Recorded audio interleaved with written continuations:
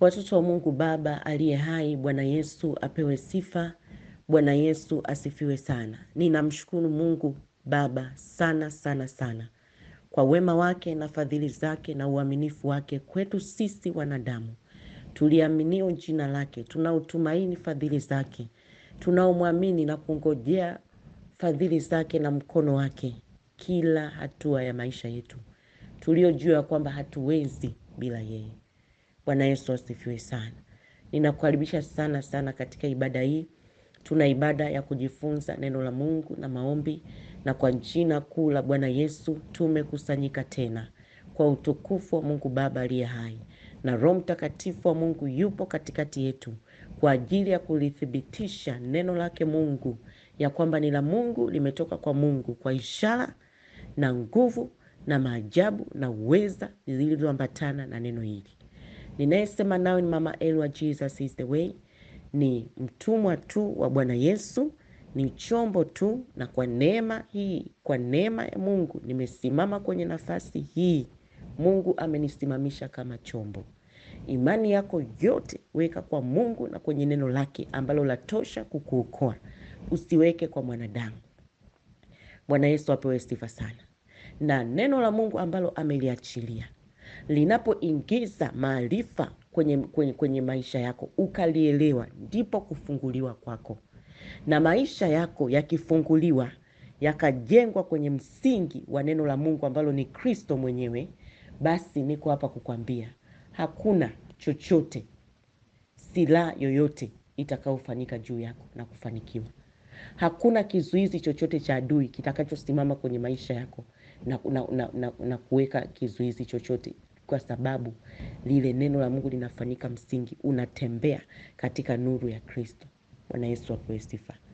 Basi ujumbe ambao Mungu Baba ameuachilia katikati yetu leo unasema unyenyekevu wa kuinuliwa na Mungu. Sema unyenyekevu wa kuinuliwa na Mungu. Upo unyenyekevu ambao mwanadamu anaweza akawishi na katika kuishia huo unyenyekevu akainuliwa na Mungu. Bwana Yesu apewe sifa. Nafungua ibada hii kwa maombi. Tuombe. Baba, nasema asante kwa kuwa umetupa nafasi. Hakika Baba yetu wa mbinguni umetupa nafasi, na sisi tumeipokea nafasi hii kwa jina la Yesu Kristo mwana wa Mungu aliye hai. Roho Mtakatifu wa Mungu, asante kwa kutukusanyisha tena kwa ajili ya utukufu wako. Sisi ni mwili wako Kristo, ni viungo vyako Bwana Yesu, ulivyotukomboa kwa damu yako takatifu.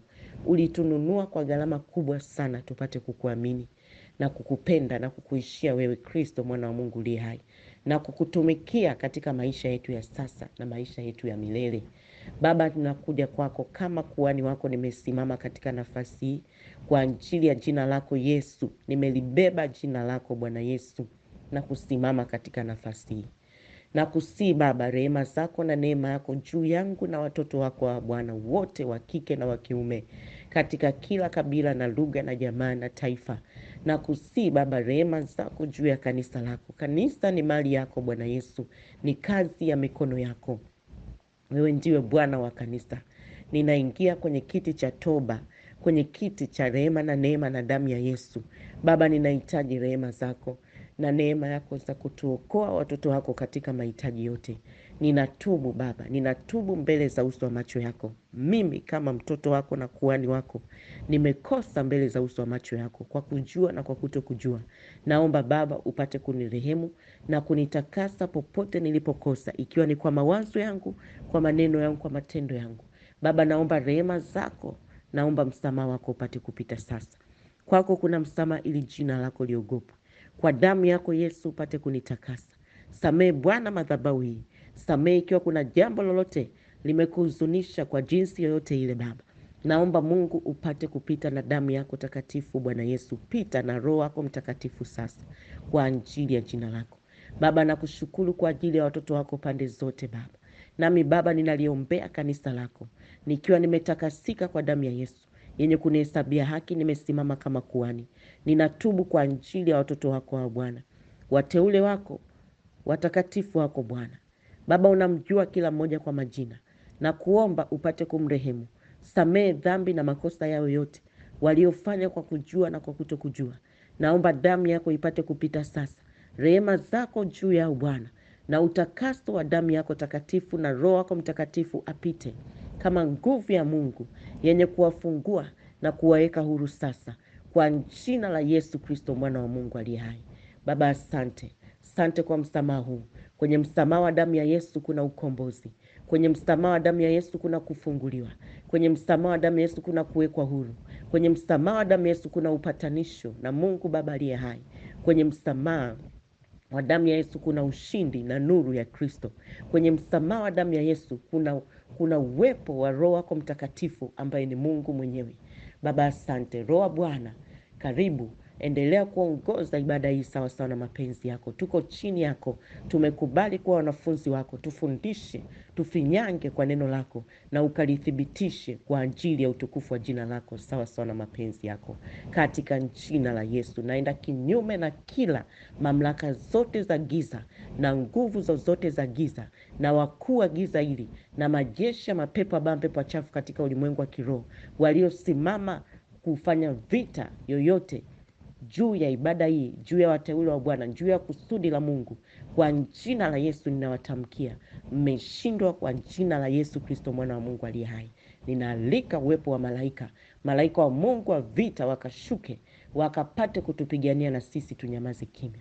Malaika wa Mungu wenye kutuhudumia wakashuke, wakapate kutuhudumia. Mliobeba damu ya Yesu na jina la Yesu na upanga wa Roho Mtakatifu ambalo ni neno la Mungu, malaika wa Mungu na wafungulia njia kwa jina la Yesu Kristo Mwokozi aliye hai. Baba, asante. Asante kwa kuwa uko pamoja na sisi mpaka ukamilifu wote katika jina la Yesu. Amen. Na kila mmoja wetu aseme amen. Amen. Unyenyekevu wa kuinuliwa na Mungu. Jifunze kunyenyekea kwa Mungu ili uinuliwe na yeye Mungu. Bwana Yesu apewe sifa sana. Msisitizo ni kunyenyekea kwa Mungu. Usitafute kuhurumiwa na dunia hii. Bwana Yesu apewe sifa sana. Usitafute huruma za wanadamu. Itafute huruma ya Mungu. Kwa sababu huruma ya Mungu ikiingia kwenye maisha yako, ndipo itavuta na huruma za wanadamu. Kibali cha Mungu ukiwa nacho kwenye maisha yako, hakuna mtu wa kupinga kukubalika kwako hapa duniani tena. Bwana Yesu apewe sifa sana. Kwa hiyo ujumbe ambao Roho Mungu amewachilia kwa kanisa lake sasa leo, ujumbe unakufikia kwa kusudi kabisa, unyenyekevu wa kuinuliwa na Mungu. Usitafute kuhurumiwa na dunia. Hata hivyo dunia haina huruma. Tafuta kuhurumiwa na Mungu. Unyenyekevu ni nini? Kwa somo hili tunaloenda nalo, unyenyekevu ni hali ya mwanadamu kupondeka ndani. Unapondeka ndani. Ndani yako unasikia kupondeka, unasikia kushuka ndani. Hii ndio hali ya unyenyekevu.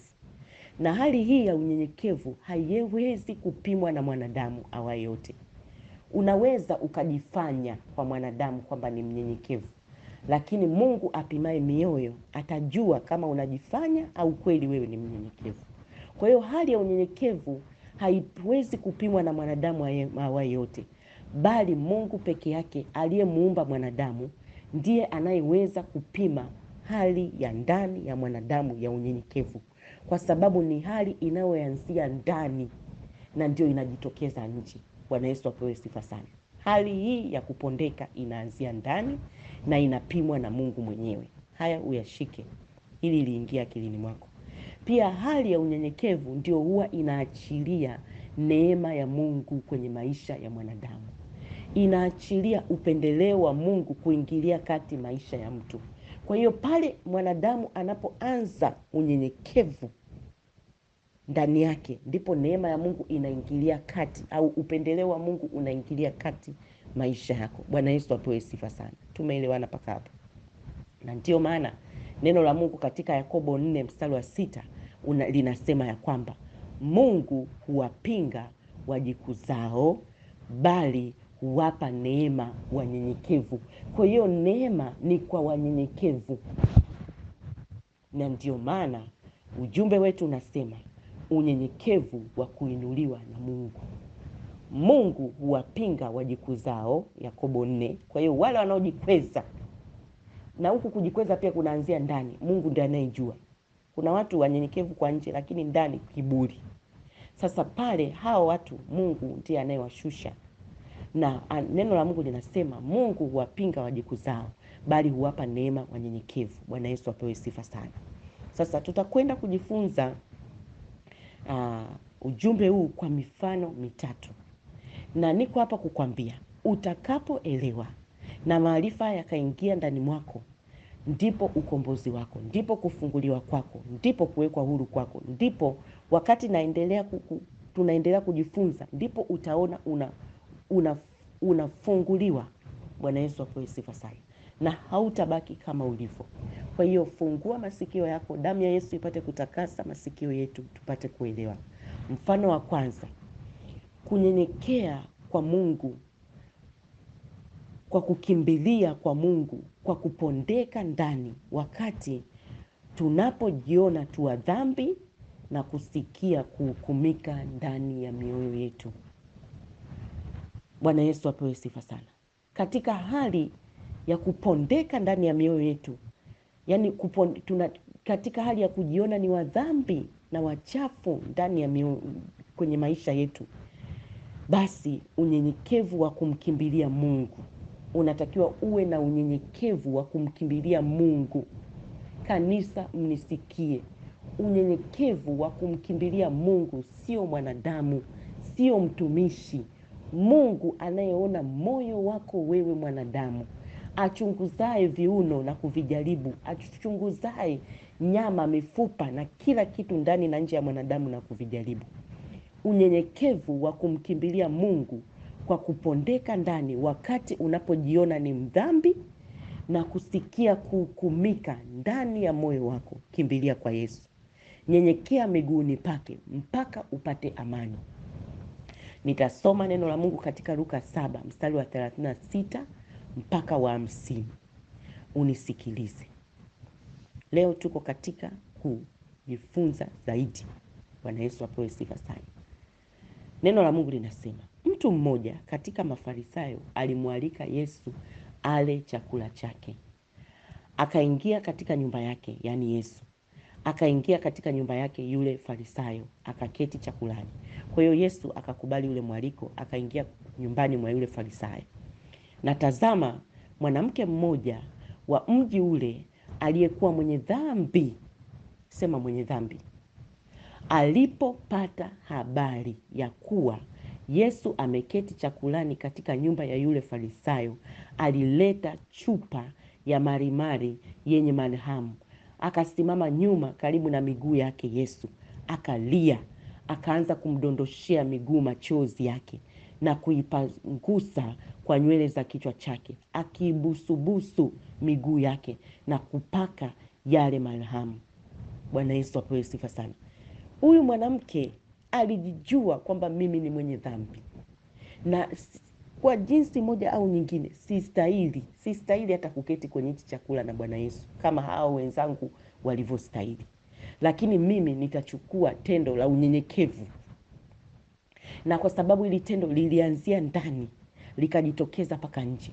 Akachukua chupa ya thamani ya mafuta ambayo yalikuwa ya thamani sana. Akaingia, akainama kwenye miguu ya Bwana Yesu, akalia. Mkini alikuwa anatubu ndani yake, anatubia uovu wake na dhambi zake kwenye miguu ya Bwana Yesu. Neno la Mungu linasema anadondosha machozi, akiosha miguu ya Bwana Yesu kwa machozi yake. Alafu akaipangusa miguu, anaipangusa kwa nywele zake, alafu anaipaka mafuta. Angalia unyenyekevu. Angalia unyenyekevu huu. Bwana Yesu apewe sifa sana. Sasa neno la Mungu linaendelea kusema, neno la Mungu linaendelea kusema, tuko mstari wa neno la Mungu mstari wa 38. Akasimama nyuma karibu na miguu yake, akalia, akaanza kumdondoshia miguu machozi yake na kuipangusa kwa nywele za kichwa chake, akiibusu busu miguu yake na kuipaka yale marhamu, yale mafuta ya thamani. Basi yule Farisayo aliyemwalika Yesu alipoona vile, alisema moyoni mwake, anawaza sasa huyu Farisayo, mtu huyu, yani anawaza huyu Yesu, huyu mtu Yesu huyu, kama angekuwa ni nabii, angemtambua kwamba mwanamke huyu amgusae ni nani, naye ni wanamna gani, ya kwamba ni mwenye dhambi. Kwa hiyo yani kwa jinsi moja au nyingine, ule mji wote ulikuwa unajua huyu mwanamke aliyeinama kwenye miguu ya Yesu ni mdhambi, ni mchafu. Bwana Yesu apewe sifa sana. Lakini nataka uone hatua aliyoichukua huyu mwanamke mchafu mwenye dhambi. Yamkini na wewe uko katika hali hii, upate kuchukua hatua hii ya unyenyekevu. Hakuangalia kushoto, hakuangalia kulia, hakuwa na hofu ya kuogopa wanadamu kwamba watanionaje mimi ninapokimbilia kwa Yesu. Sasa mstari wa 40, wakati Ufarisayo anawaza hivyo, Yesu akayatambua mawazo yake. Yesu akajibu mawazo ya yule Farisayo, akamwambia, Simon, nina neno nitakalo kukuambia. Akasema, mwalimu, nena. Akasema, anamtolea mfano. Mtu mmoja mkopeshaji alikuwa na wadeni wawili. Mmoja amwia, yani amdai dinari 500, na wa pili anamdai dinari 50. Nao walipokuwa hawana cha kumlipa, wote wawili wanadaiwa, hawana cha kulipa, aliwasamehe wote wawili. Kwa hiyo huyu akawasamehe wote wawili, anayedaiwa dinari 500 na dinari 50. Sasa Yesu anaendelea na mfano, akamwambia hivi, katika hao wawili ni yupi atakayempenda zaidi? Simoni akajibu akasema, nadhani ni yule ambaye amesamehewa nyingi, yani yule aliyesamehewa dinari 500. Na ndivyo ilivyo. Huyu mtu anawadai watu wawili, mmoja anamdai dinari 500, tuseme kama fedha 500, shilingi 500, na mwingine hiyo 50. Sasa akawasamehe wote wawili. Yesu anauliza, ni nani atakayempenda yule mtu zaidi? Huyu Simoni akajibu, ni yule aliyesamehewa zaidi. Akamgeukia yule mwanamke akamwambia, Simoni, wamuona mwanamke huyu? Anamuuliza swali. Niliingia nyumbani mwako, hukunipa maji kwenye miguu yangu, bali huyu mwanamke amenidondoshia machozi miguu yangu na kuipangusa kwa nywele za kichwa changu. Oh, haleluya. Wewe hukunibusu, anamwambia. Niliingia kwako hukunibusu, lakini huyu mwanamke tangu nilipoingia hakuacha kunibusu sana miguu yangu. Wewe Simoni, hukunipaka kichwa changu, kichwani hukunipaka mafuta, bali huyu mwanamke amenipaka mafuta ya thamani kwenye miguu yangu. Na kwa ajili ya hayo nakwambia, amesamehewa dhambi zake ambazo ni nyingi. Sema ni nyingi. Ni nyingi. Kitendo cha mwanamke kurudi miguuni kwa Mungu kwa unyenyekevu, Mungu aliuona moyo wake, akatubia dhambi zake. Mungu aliuona moyo wake, akanyenyekea. Alichukua tendo ambalo wengine hawakuweza kulifanya, lakini yeye alilifanya. Yesu anasema amesamehewa dhambi zake ambazo ni nyingi, sio kidogo, kwa kuwa amependa sana. Alipenda sana. Na sisi Mungu Baba atusaidie kumpenda sana. Amen. Wakati wengine hawainami kwake, sisi tuiname na kusujudu na kulala chini kabisa. Wakati wengine hawamuoshi kichwa chake, sisi tutafute vya thamani kuipangusa miguu ya Bwana Yesu. Wakati wengine hawamlilii, sisi tumlilie kwa machozi, kwa unyenyekevu na kumpangusa. Bwana Yesu apewe sifa sana. Tendo la unyenyekevu. Rudi kwa Mungu kwa unyenyekevu ndani ya moyo wako, kwa msamaha. Hata kama wengine watakuwa wanaendelea kusema, jamani, huyu Yesu angejua kwamba Mama Eli ni mtu wa aina gani, leo hii anasema Yesu ni Bwana, Yesu ni Bwana. Yani huyu Yesu angekuwa ni nabii, angejua huyu Mama Eli mapito aliyokuwa anayapitia, angejua kwamba ni mchafu kiasi gani, mji wote unamjua, taifa lote linamjua. Sikiliza nikwambie, wewe usihangaike na hao watu. Yesu atajibu mawazo yao ya kwamba amekusamehe. Bwana Yesu apewe sifa sana. Kwa sababu wewe umekaza kumpenda sana, kwa sababu unajua najua dhambi zangu zilikuwa nyingi sana, kama yule mtu alivyosamehewa sana akapenda sana. Kuona mimi nitampenda Yesu sana kwa sababu amenisamehe sana. Kwa hiyo wewe usihangaike na mawazo yao. Atayajibu Yesu, aliyajibu mawazo ya Farisayo. Itakuwa wewe leo ambao ameshamwaga damu yake, amekukomboa, amekufa na kufuka kwa ajili yako. Bwana Yesu apewe sifa sana. Pointi yangu ni kwamba unyenyekevu wa kumkimbilia Mungu kwa kupondeka ndani wakati unajiona ni mdhambi na kusikia kuhukumika ndani ya moyo wako. Rudi kwa Bwana kwa msamaha. Tubu mbele zake, omba usafisho kwa damu yake takatifu. Inama, ingia kwenye chumba chako cha ndani cha siri, ingia, lia na Yesu. Hapa siongelei kwenda kunyenyekea kwa wanadamu, kila mtu akuone. Ingia, Mungu aone ndani ya moyo wako kwamba huyu mtoto wangu amerudi kwangu kwa toba. Hakika niko hapa kukwambia, amani ya Kristo itahifadhi moyo wako. Amani ya Kristo itakufanya usonge mbele.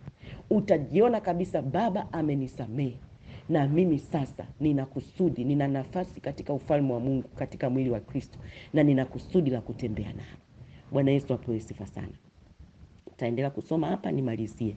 Kwa ajili ya hayo nakwambia, asema Bwana, amesamehewa dhambi zake ambazo ni nyingi, kwa kuwa amependa sana. Lakini asamehewaye kidogo, huyo hupenda kidogo. Yamkini wao wanampenda Yesu kidogo, hawajitoi kwake kwa sababu walisamehewa kidogo, dhambi zao zilikuwa kidogo. Lakini mimi dhambi zangu zilikuwa nyingi, kwa hiyo nitampenda Yesu sana. Na wewe kama uko kundi langu mimi ambao dhambi zao zilikuwa nyingi, mpende Yesu sana, mpende Yesu. Kisha alimwambia mwanamke, umesamehewa dhambi zako. Bwana Yesu apewe sifa. Niko hapa kukwambia Yesu anasamehe dhambi, na ukimkubali yeye na kumkimbilia yeye kwa unyenyekevu, unapata uzima wa milele. Neno la Mungu linasema mstari wa 49, ndipo wale walioketi chakulani pamoja naye walianza kusema mioyoni mwao, hawa watu huwa wapo, ni nani huyu hata asamehe dhambi? Wanashangaa Yesu kusamehe dhambi. Akamwambia yule mwanamke, Yesu yeye bado ana macho yake yote yamemwelekea yule mnyenyekevu. Akamwambia yule mwanamke, imani yako imekuokoa, enenda kwa amani. Na mimi niko hapa leo kukwambia, utakapochukua hatua hii ya kurudi kwa Bwana kwa toba, huna haja binadamu yote akujue. Ini wewe na Mungu uliyefungua moyo wako kwake. Kumbuka tulipotoka, unyenyekevu anayejua hali hii ni Mungu peke yake. Amen. Mimi nakwambia Mungu atakaza macho yake kwenye maisha yako wewe, na utamshangaa Mungu kwa jinsi ya ajabu sana. Ninayesema nawe nimeyaona haya. Mungu akubariki sana. Mfano wa pili, kujinyenyekeza kwa Mungu wakati wengine wanakuangalia kwa tofauti sana. Wanakuona ufai kabisa, wakati unanyoshewa vidole, yani wakati watu wanakuona ufai, yani wewe ni kitu cha kutokufaa kabisa. Inaonekana labda kutokana na maisha yako ulioishi, inawezekana kutokana na familia uliotoka, inawezekana wakati wengine wanakuona ufai. Niko hapa kukwambia, unisikie mtoto wa Mungu, huu ndio wakati wa kunyenyekea kwa Mungu. Sema, huu ndio wakati wangu wa kunyenyekea kwa Mungu. Mwambie Mungu, najua sistahili, lakini wewe ndio unayeweza kunistahilisha mimi mwanadamu. Amen. Tutasoma maandiko yanavyosema katika Luka 18 mstari wa 9 mpaka wa 14. Haleluya, Bwana Yesu apewe sifa sana. Luka 18 mstari wa 9 mpaka wa 4. Neno la Mungu linasema hivi. Nitaanzia wa 10. Watu wawili walipanda kwenda hekaluni. Sema, watu wawili. Hao watu wawili wanakwenda kusali hekaluni, sehemu ya ibada, tungesema labda kanisani. Amen. Mmoja Farisayo, mmoja kiongozi wa dini, na wa pili mtoza ushuru. Watoza ushuru walikuwa wazulumaji sana. Walikuwa yani ni watu wazulumaji. watu yani watu wanaodai kodi, wengine kwa hila, umeelewa? Sasa hawa wawili wanakwenda kanisani, wanakwenda kusali, wanakwenda hekaluni. Yesu anatoa mfano mwingine. Yule Farisayo akasimama akiomba hivi moyoni mwake, anaomba Farisayo: Mungu, nakushukuru kwa kuwa mimi sio kama wengine. Mimi sio mnyang'anyi, mimi sio mdhalimu, mimi sio mzinzi, wala kama huyu mtoza ushuru. Anawaza sasa, mtoza ushuru si mwenye dhambi? Kwa hiyo Farisayo anaomba sasa kwa Mungu: Mungu, mimi nakushukuru, siko kama mtoza ushuru, mimi sio mwenye dhambi, yani mimi sio mdhalimu, mimi sio mzinzi. Huyu kiongozi wa dini anaomba hivyo. Mimi anaendelea, mimi Mungu nafunga mara 2 kwa juma. Mimi Mungu Baba natoa sadaka ya mapato yangu yote. Neno la Mungu linasema mstari wa 13, Yesu anasema, lakini yule mtoza ushuru alisimama mbali. Unajua maana ya kusimama mbali? Alisimama mbali, wala hakuthubutu hata kuinua macho yake mbinguni, bali alijipiga kifua akisema, Mungu uniwie radhi. Anatubu, mimi ni mwenye dhambi. Yani aliona mimi sistahili, Baba, sistahili mbele zako. Alisimama mbali, akajipiga kifua, akajutia dhambi zake. Bwana Yesu apewe sifa sana. Alirudi kwa Mungu kwa unyenyekevu. Wakati Mafarisayo wanakunyoshia vidole, niko hapa kukwambia unyenyekevu wakati unajiona hufai. Huyu alijiona hafai, akasimama mbali. Neno la Mungu linasema hata kuinua macho yake juu mbinguni hakuthubutu. Alijiona hafai. Na zaidi ya yote, sio yeye tu kujiona hafai, hata wengine wanaomwangalia wanamuona hafai. Kwa sababu huyu Farisayo anaomba, anasema hivi, mimi sipo kama huyu mtoza ushuru huyu. Yamkini mtoza ushuru ni mzinzi, ni mdhulumaji, atoi sadaka, afanye hiki. Hao watu wapo kwenye maisha. Kwa hiyo wanaokunyoshia vidole wapo. Sasa niko hapa leo kukusaidia, kukwambia kwamba wakati wa kipindi hiki, hebu chukua hatua aliyochukua huyu mtu. Jipige kifua, juta, rudi kwa Mungu, mwambie Baba, uniwie radhi, ninatubu. Amen. Sasa katika hawa wawili, Yesu anasema hivi mstari wa 14, na waambia hivi, huyu ambaye alijipiga kifua akisema, Mungu uniwie radhi, mimi ni mwenye dhambi, na waambia huyu alishuka kwenda nyumbani kwake, amehesabiwa haki kuliko yule, kwa maana kila ajikwezae atadhiliwa, atashushwa, na kila ajidhilie atakwezwa. Yoyote anayejishusha atainuliwa na Mungu, na yoyote anayejiinua atashushwa na Mungu. Na niko hapa kukwambia, Yesu anasema huyu alihesabiwa haki. Niko hapa kukwambia mwanadamu sio ambaye anamhesabia haki mwanadamu mwenzie, bali ni Mungu anayemhesabia haki mwanadamu. Kwa hiyo unyenyekee wapi? Unyenyekee kwa Mungu. Nyenyekeeni chini ya mkono wa Mungu uliodali. Ndivyo neno la Mungu linavyosema, si ndio? Neno la Mungu linasema nyenyekeeni chini ya mkono wa Mungu uliodali, mkimtwika yeye mizigo yenu, fadhaa zenu zote, kwa maana yeye ni Mungu anayejishughulisha sana na mambo yenu. Ndivyo neno la Mungu linavyoniambia. Bwana Yesu apewe sifa sana. Kwa hiyo wakati wengine wamekudharau, wanakuona sijui vipi, wewe mwenyewe unajiona ufai, ustahili, usijikinai. Bado neema ya Mungu ipo. Rudi kwa Mungu, ingia kwenye chumba chako cha ndani cha sirini, lia na Bwana, ng'ang'ana na msalaba wa Yesu, watosha kukuokoa. Bwana Yesu apewe sifa sana. Na Mungu wa haki atakuhesabia haki. Bwana Yesu apewe sifa sana. Na wale wanaojiona wako salama, Mungu anasema waangalie wasije wakafanya nini? Wakaanguka. Na ndio maana neno la Mungu linasema wa mwisho anaweza kuwa wa kwanza na wa kwanza anaweza kuwa wa mwisho. Kwa hiyo neema ya Mungu tuombe sana isije ikatupungukia.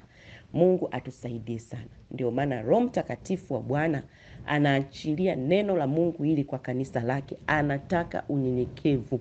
Tumwambie Bwana Yesu, ondoa kiburi ndani yetu. Turehemu, tusaidie. Tukupendeze wewe, tukuishie wewe. Bwana Yesu apewe sifa sana. Tusiishi kwa kujionyesha, bali tuishi kwa kukupendeza wewe. Niko hapa kukwambia, njia zako zikimpendeza Mungu, atazithibitisha. Watu wataona tu. Bwana Yesu apewe sifa sana. Una haja, yani wanadamu wanaweza ukiwekewa tiki na wanadamu, alafu Mungu kawa na kosa kama huyu Farisayo, haikusaidii chochote. Kwa hiyo ni heri upewe tiki na Mungu, alafu Mungu atayajibu mawazo yao wale waliokuwekea kosa kwenye maisha yako. Amen. Haleluya. Bwana Yesu apewe sifa sana. Tutamalizia na mfano wa 3. Kuna watu wanafunguliwa sana kwa neno hili. Na utukufu wote tunamrudishia Mungu. Kujinyenyekeza kwa Yesu wakati watu wanakuinukia kwa ukali na kukukemea na kukunyamazisha. Wakati watu wanakazana kukurudisha nyuma. Usifike pale Mungu anapokukusudia ufike. Hawa watu wapo. Na kama wapo, niko hapa kwa neema ya Mungu kukufundisha. Wakati huu ndio wakati wewe wa kukaza kwa Yesu, wa kunyenyekea kwa Mungu. Sikiliza, huu ndio wakati wa kunyenyekea kwa Yesu. Wewe nyenyekea kwa Yesu, kwa sababu rehema zake na neema yake yatosha kukuokoa. Luka 15. Oh, haleluya. Luka 15. Asante Bwana Yesu. Asante kwa maana unawafungua watoto wako. Asante kwa maana umewakusudia uzima wa milele. Asante Bwana Yesu kwa neno lako linalotutoa hatua nyingine kabisa. Asante Bwana Yesu kwa kufanyika msingi wa neno katika madhabahu hii kwa ajili ya utukufu wako. Luka 15 mstari wa 35 mpaka wa 43. Kumbuka pointi ya 3 au mfano wa 3, kujinyenyekeza kwa Yesu wakati watu wanakuinukia kwa ukali, wanakukemea, wanakunyamazisha, wanazimisha nyota yako, wanakazana kukurudisha nyuma, usifike pale Mungu alipokusudia. Sasa Luka 15 mstari wa 35 unasema ya kwamba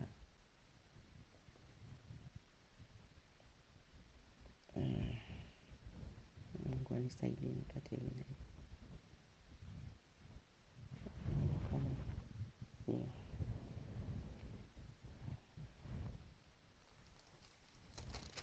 Jana angalia Luka 5.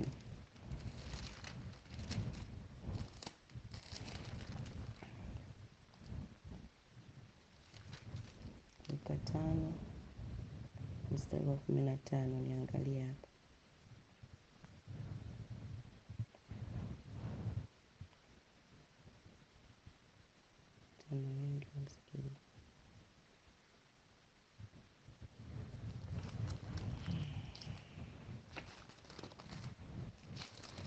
Sio Luka 5 na sio Luka 15. Lakini habari hii ukiisoma utaona ya kwamba wakati Yesu anapita kuponya, anapita anaifanya kazi ya Mungu, kulikuwa na huyu mtu aliyekuwa na shida sana. Na neno la Mungu linasema katika kupita kwake Bwana Yesu, huyu mtu akawa anauliza ni nani anapita? Akaambiwa Yesu wa Nazareti. Akawa anaita, Yesu wa Nazareti, unirehemu. Bwana Yesu unirehemu.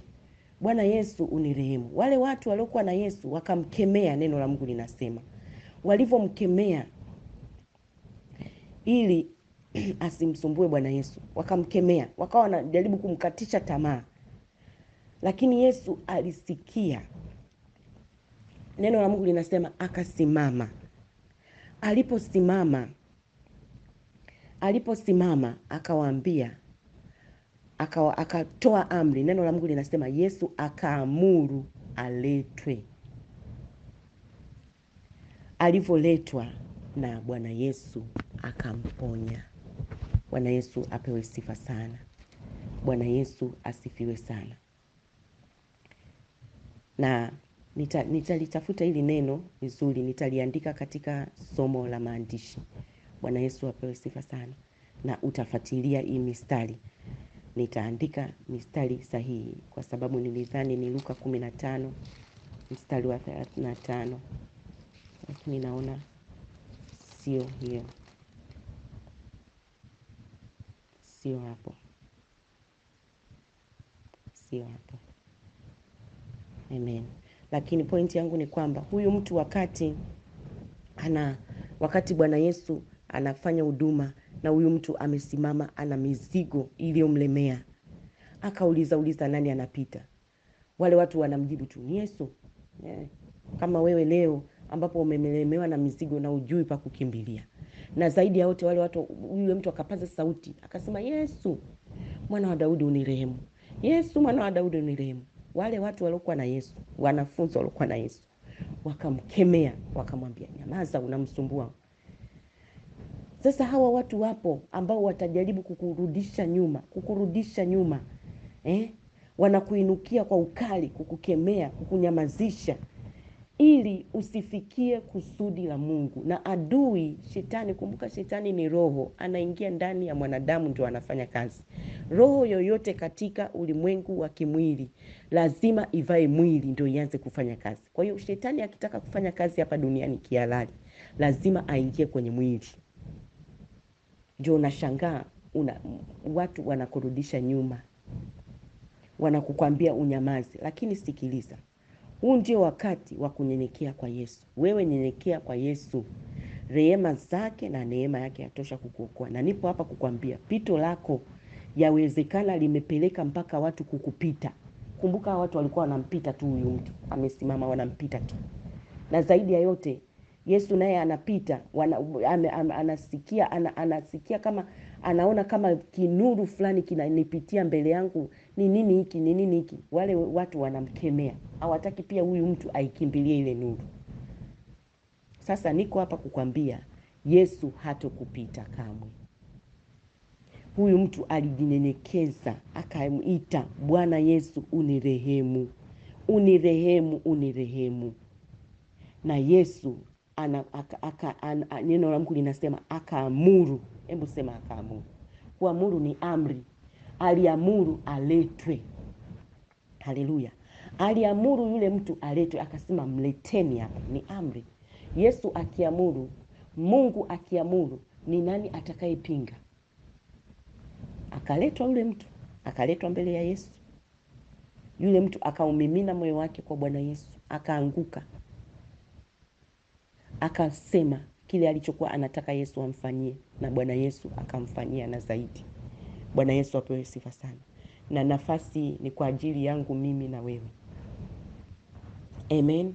Nafasi ni kwa ajili yangu mimi na wewe. Niko hapa kukwambia kurudishwa kwa nyuma kwa watu usikuangalie. Wewe embu tafuta hii nuru. Huyu Yesu aliye nuru yuko wapi? Yesu yuko wapi? Na miguuni pa Yesu anguka, mwambie unirehemu. Yeye atajibu vita vyao vile vya kukurudisha nyuma. Ataamuru, atasema muachieni, mleteni hapa kwangu. Kwa sababu mimi Yesu nimekufia msalabani. Mimi nimekupenda kwa upendo. Nimesema ya kwamba yoyote anayenifungulia mlango mimi Yesu nitaingia kwake na kufanya makao. Bwana Yesu apewe sifa sana. Na hii ni mifano mitatu ambayo kwa neema ya Mungu tumejifunza. Nina imani kabisa umepata kitu. Nyenyekea chini ya mkono wa Mungu uliodari. Sio chini ya mikono ya wanadamu. Neno la Mungu alisemi hivi. Chini ya mkono wa Mungu uliodari. Alafu Mungu atakukweza kwa wakati wake. Mungu ndiye ambaye atachagua kama kuna mtu amemkusudia katika hatima ya maisha yako, kutembea na wewe ili kufika kwenye hatima ya maisha yako. Atamvuta. Wewe nyenyekea kwa Mungu. Bwana Yesu apewe sifa sana. Nyenyekea kwa Mungu akuletee pia watu sahihi. Kwa sababu watu wengi wamejikuta wakiangukia pia kwenye mikono sio sahihi. aliye wa karibu yako ndio huyo huyo mbaya wako. Kwa hiyo Mungu atusaidie sana. Lakini neno la Mungu linasema tukimkimbilia yeye Mungu hatotuacha, amtumainie Bwana hatoaibika milele. Amen. Je, upo tayari? Kama upo tayari, tuombe pamoja maombi haya. Amen. Kwa imani kabisa, ukishuka ukijipiga kifua, yani ukishuka ndani ya moyo wako, Mungu anaangalia moyo sasa. Tumwambie Baba, tumekuja kwako kwa unyenyekevu. Amen. Funga macho. Sema, Bwana Yesu, nimelisikia neno lako, nimelipokea na nimeliamini. Asante kwa kunionyesha njia ya kurudi kwako. Leo hii Baba, ninarudi kwako. Mimi ni mwenye dhambi. Ninakuomba Baba, unisamehe. Unirehemu. Kwa kiburi ndani yangu unirehemu. Kwa kuto kukimbilia kwako unirehemu. Kwa kuto kushuka unirehemu. Naomba damu yako Yesu ipate kunitakasa. Leo hii nimesikia neno hili, limenifungua Baba. Ninarudi kwako Bwana Yesu kwa upya. Na kuomba unitakase na kuniosha dhambi zangu zote na uovu wangu wote. Unifinyange kwa upya Baba. Baba, ninaumimina moyo wangu kwako, na roho yangu kwako, na nafsi yangu kwako Bwana Yesu, na mwili wangu na viungo vyangu na vitoa vyote kwako. Kila kitu ndani na nje yangu na vitoa kwako Bwana Yesu. Na ukiwa unasema umaanishe. Kama unajitoa kwa Mungu, maanisha, kwa sababu Mungu anaangalia moyo. Sema, najitoa kwako. Najitoa kwako Bwana Yesu. Najikabidhi kwako Bwana Yesu. Naomba unifinyange kwa upya. Na kuomba unisaidie kwa Roho wako Mtakatifu. Unishike, unijaze, unisaidie. Yesu Kristo, mwana wa Mungu uliye hai, unirehemu. Yesu Kristo, mwana wa Mungu uliye hai, unirehemu. Yesu Kristo, mwana wa Mungu uliye hai, unirehemu na kunisaidia Baba. Ninaung'ang'ania msalaba wako sasa, katika jina lako Yesu. Na siku zote za maisha yangu unisaidie nikuishie wewe Bwana Yesu. Ninakuamini na kukufungulia kila mlango wa maisha yangu. Na kukaribisha Bwana Yesu, ingia. Uwe Bwana na Mwokozi wa maisha yangu. Uwe Mungu wangu na Baba yangu. Uwe rafiki yangu wa kweli. Wewe ndiwe baba yangu na mama yangu na mume wangu na kama mwanaume sema ni na mke wangu. Wewe ndiwe baba yangu. Yesu, umesema wewe ndiwe Bwana wa kanisa, na mimi ndio kanisa lako. Na mimi ndiye kanisa lako. Yesu, wewe ndiwe Bwana wangu. Narudi kwako Baba. Asante kwa kuniokoa. Asante kwa kunisaidia. Asante kwa kuniweka huru. Asante kwa kunifungua. Asante kwa kunisamehe sana. Asante Bwana Yesu, nisaidie kukupenda wewe sana. Nifundishe kukupenda wewe sana, kwa maana umenisamehe sana Baba. Na kushukuru Bwana. Neema yako Bwana Yesu isinipungukie kwenye maisha yangu. Asante kwa kunifungua. Mimi ni mali yako Yesu. Ni kazi ya mikono yako.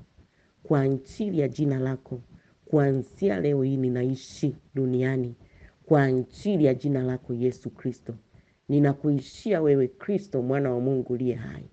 Katika jina la Yesu Kristo, mwana wa Mungu aliye hai. Kwa jina la Yesu, ninakukataa shetani na kazi zako zote na mambo yako yote. Kwa damu ya Yesu najitenga nawe. Najitenga na madhabahu zote za giza kwa damu ya Yesu. Kwa damu ya Yesu. Kwa damu ya Yesu. Najitenga na mawazo yote mabaya kwa damu ya Yesu. Kwa damu ya Yesu. Mimi ni mali ya Kristo sasa. Mimi ni mali ya Kristo sasa. Kila agano lolote la giza lililosimamia maisha yangu, ikiwa ni kwa kujua au kwa kutokujua, Bwana Yesu, naomba damu yako ipate kupita sasa. Damu ya agano jipya yenye kunikomboa na kunitoa kwenye maagano yote ya giza, yakiwemo maagano ya mizimu, maagano ya ukoo, maagano ya giza, maagano yote ya vifungo, maagano ya kuzimu, kwa damu ya Yesu. Kwa damu ya Yesu tunakombolewa sasa. Kwa damu ya Yesu tunakombolewa sasa. Kwa damu ya Yesu tunakombolewa sasa. Roho Mtakatifu wa Mungu, karibu. Karibu kwenye maisha yangu. Roho wa Mungu na kufungulia mlango. Ingia na nguvu zako. Ingia na uweza wako. Ingia Roho Mtakatifu. Ingia Roho Mtakatifu. Na kuombea sasa. Roho wa Mungu Baba, ingia. Ingia Roho Mtakatifu wa Bwana. Pita sasa, watazame watoto wako Baba. Wamerudi kwako kwa mioyo nyenyekevu. Tazama mioyo yao Bwana. Pita kama nguvu ya Mungu yenye kuwaokoa. Pita kama nguvu ya Mungu ya moto yenye kuteketeza mapando ambayo kuyapanda. Roho Mtakatifu wa Mungu, pita. Pita na nguvu zako na uweza wako. Roho Mtakatifu wa Bwana Yesu, pita kwenye kanisa lako. Roho Mtakatifu, hii ni mali yako Baba. Usimwache hata mmoja kupotea. Kila vita pigana wewe Bwana. Umesema wewe ndiye Bwana wa vita. Pigana wewe Bwana wa vita, pigana. Pigana vita vya kanisa lako. Pigana Bwana. Kwa jina la Yesu natamka ushindi wa damu ya Yesu kwenye maisha ya watakatifu wako wa Bwana. Natamka ushindi wa damu ya Yesu kwenye maisha yako. Kwa jina la Yesu Kristo Mwokozi aliye hai. Ukashinde na zaidi ya kushinda, kwa kuwa kinywa cha Bwana kimenena haya. Utashinda na zaidi ya kushinda, kwa kuwa Kristo amekufia msalabani. Amekufa na kufuka kwa ajili yako. Amekutangazia ushindi milele. Inuka uangaze sasa kwa jina la Yesu, kwa kuwa nuru yako nuru ya Kristo imekuangazia. Nuru ya Kristo imekuangazia leo. Simama usonge mbele. Kwa jina la Yesu naipa nguvu miguu yako. Naipa nguvu magoti yako. Kwa nguvu ya Roho Mtakatifu. Roho Mtakatifu wa Mungu, pita kutoka utosi mpaka unyayo wa watoto wako. Fufua mioyo yao. Fufua miili yao iliyo katika hali ya kufa. Ifufue sasa Bwana Yesu. Fufua, wewe ndiye Bwana wa ufufuo. Kwa jina la Yesu Kristo, kila magonjwa na vifungo vya kila aina, kwa jina la Yesu na vifungua sasa. Na vifungua kwa nguvu ya jina la Yesu. Funguka uwe mzima kwa jina la Yesu Kristo Mwokozi. Vifungo vyote, laana, balaa, mikosi, umasikini, kudharauliwa, kukataliwa, ninafuta kwa damu ya Yesu Kristo Mwokozi aliye hai. Na jenga kibali cha Mungu kwenye maisha yako kwa nguvu ya jina la Yesu. Na jenga neema ya Mungu kwenye maisha yako kwa jina la Yesu. Na ifungulia neema ya Mungu. Imeandikwa, nikifungua na mbinguni wanafungua. Kwa jina la Yesu Kristo Mwokozi, na ifungulia neema ya Mungu kwenye maisha yako kwa jina la Yesu. Ukakubariki, uingie hapo na kutoka, ukapate kibali cha Bwana kwa jina la Yesu Kristo Mwokozi aliye hai. Na neno la Kristo likajae kwa wingi moyoni mwako katika hekima yote kwa jina la Yesu. Na maisha yako yakawe kwenye msingi mkuu wa Kristo kwa jina la Yesu Kristo Mwokozi aliye hai. Roho Mtakatifu wa Mungu, asante. Asante kwa maana hawa ni mali yako Bwana Yesu. Wewe ndiwe Bwana wa kanisa, na kila mtu aliyekupokea wewe Bwana Yesu ni bibi harusi wako katika jina la Yesu Kristo Mwokozi aliye hai. Ninafunika ibada hii kwa damu ya Yesu na kuendelea kuikabidhi kwenye mikono ya Roho Mtakatifu. Roho wa Mungu, endelea kushughulika na watoto wako. Unawajua na uko karibu nao kuliko hata pumzi zao. Unawajua Mungu, kwa ajili ya utukufu wako. Wainue kwa jina la Yesu Kristo Mwokozi. Baba, na kusi uwabariki sawa sawa na ahadi ya neno lako. Asante Baba, asante Yesu. Ni katika jina la Yesu naomba kwa imani. Amen. Amen. Mungu akubariki sana, na Mungu azidi kukutia nguvu, na damu ya Yesu ikufunike. Na ukipata kibali, Mungu akikupa kibali, karibu tujifunze neno la Mungu kupitia namba hizi: +255 718 293144. Na namba nyingine ni +255 769 145925. Damu ya Yesu ikufunike katika jina la Yesu. Hautaaibika kamwe katika jina la Yesu. Amen.